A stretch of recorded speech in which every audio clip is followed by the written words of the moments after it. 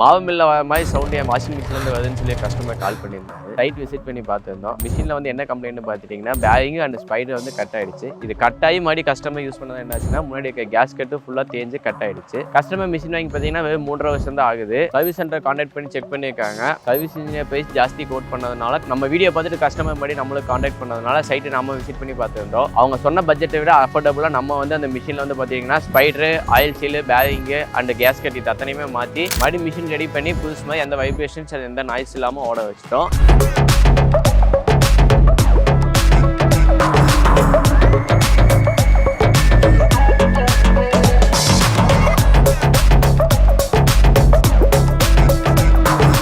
உங்கள் மிஷினுக்கும் இந்த மாதிரி நாய்ஸ் வருதுனால இல்லை சர்வீஸ் பண்ணனால எங்களை கான்டாக்ட். கோயம்புத்தூரில் இன்னெண்டாகும் நம்ம சர்வீஸ் பண்ணி கொடுத்துட்ருக்கோம். உங்களுக்கு சர்வீஸ் ரெக்வயர்ட் இருந்தால் கான்டாக்ட் பண்ணுங்கள்.